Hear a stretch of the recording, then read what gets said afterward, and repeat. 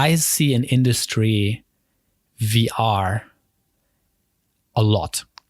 And I hear, I mean, these predictions are now a little, well, maybe I should say outdated because they didn't come to life yet, but that VR will be all around us. We will do everything with VR. And then there came AR, being augmented reality. How much do you think those things, those approaches, those devices will mess with our minds? Of course, they. Well, it depends on how you want to use them, right?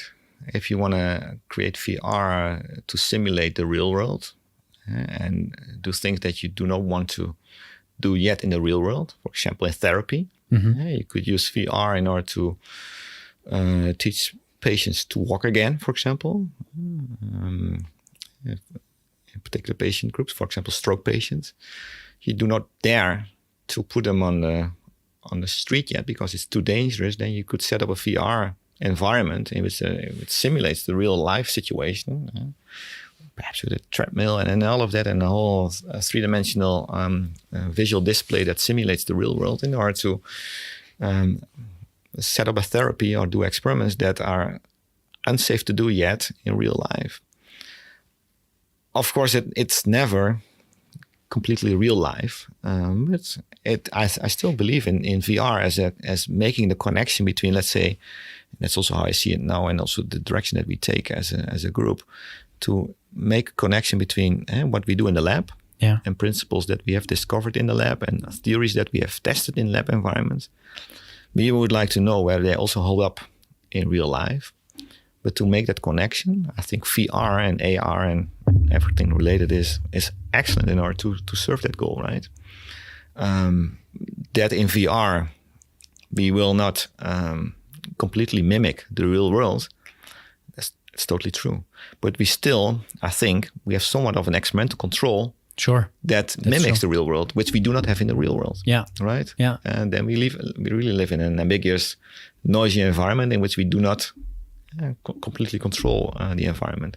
In VR, we can mimic a real world, but still do this from an experimental control type of side, which I strongly believe in. But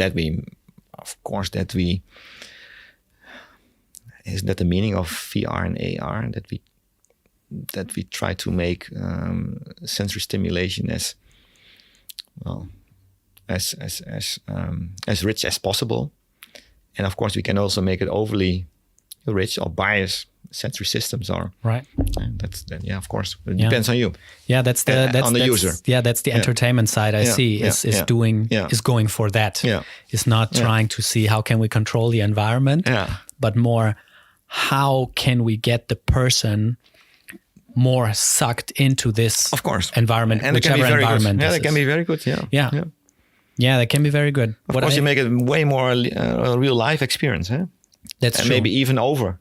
Yeah. Beyond real life. Right. Yeah, that's what I this is what I like about the VR, especially the Oculus Rift when those started, those VR glasses, when they had their roller coaster demo. So everyone that's listening, you can find those video examples on YouTube. Yeah. I'll put one in the show notes as well. And what you see is the person standing and having those VR glasses on and going through this roller coaster environment. And you as a spectator see on a TV what they see. But you can see them being so immersed in that environment is that they cannot keep their balance. Okay. And which is coming back to what we started talking about, is that the visual system says one thing and your balance system, the vestibular system, says something very different. Yeah, of course, but that is the at least one of the big business models in amusement parks, right? Exactly. Yes, that's very true. You're right. I never thought about that. Yeah. You're right. It's actually the discrepancy between and messing with them, which can cause pleasure. Yeah.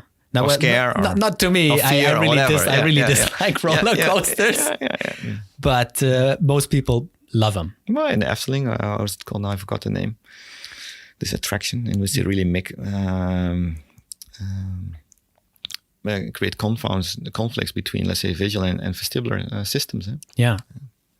Yeah, and you also have these. I don't know if they still exist, but when I went once, they were still a thing, and I could roughly deal with that. It's when you're on this chair and you see something happening in that environment, but your chair is basically moving in that same way. Yeah, sure. Which is same idea. Exactly the same idea. The only difference is there are no loopings involved or anything crazy like that. So it's fine for me to deal with. I think flight simulators, car simulators, yeah, exactly. They try to mimic the situation as much as possible. Yeah. And it's very immersive. It's very immersive. You've tried them out. I've tried them out a few times. It's very immersive. It's very immersive. Mm-hmm. And I think it's only getting better and better. Yeah. But this is one part where I think that the fundamental research that you're doing is really, it has actually shown to be important when it came to making them more immersive, because you cannot just make them more immersive from an engineering perspective, because that's not how the brain processes the information.